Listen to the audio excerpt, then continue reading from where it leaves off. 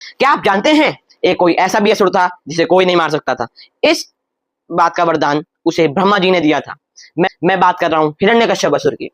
उसे वरदान मिला हुआ था ब्रह्मा जी से कि उसे ना कोई घर के बाहर मार सकता है, ना कोई घर के अंदर मार सकता है, ना कोई छत के ऊपर मार सकता है, ना कोई जमीन पर मार सकता है, ना कोई उसे दिन में मार सकता है, ना दोपहर को, ना रात को। वे एक चीज बोलना भूल गए थे, ना कोई उसे शाम में मार सकता है यानी संध्या काल में, ना कोई उसे चौखट में मार सकता है, ना कोई अपनी गोदी में मार सकता है। ये कहना वह भूल गए थे।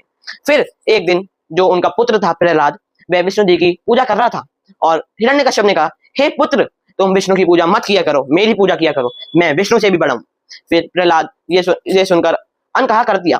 फिर अगले दिन उन्होंने दोबारा देखा कि प्रहलाद विष्णु जी की पूजा कर रहा है। फिर उन्होंने एक चीज सोची कि वह प्रहलाद को खाई में से एक समुद्र में फेंक दे। फिर जब उन्होंने फेंका, विष्णु जी ने अपने भक्त को बचा लिया। फिर वह जब बच गया तो उसने सोचा कि अब मैं एक खोलते हुए तेल में उसे जला दूं।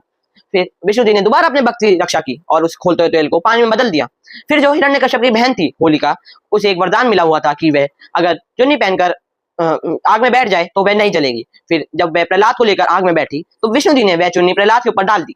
ऐसे ही फिर अवतार लिया हमारे नरसिंह अवतार जी ने।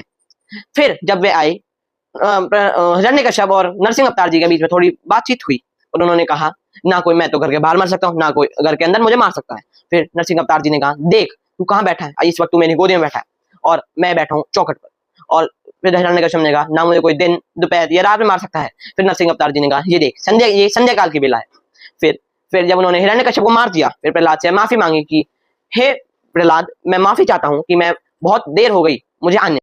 ये थे विष्णु जी के चौथे अवतार नरसिंह अवतार। और अगर आपको हमारी जानकारी पसंद आई हो तो please like, share and subscribe my channel और बेल आइकन प्रेस करना ना भूलें, क्योंकि बाकी अभी 6 अवतार के बारे में जानकारी आना भी बाकी है और रोज 8 बजे हमारी जानकारी आप तक पहुंच जाएगी। धन्यवाद।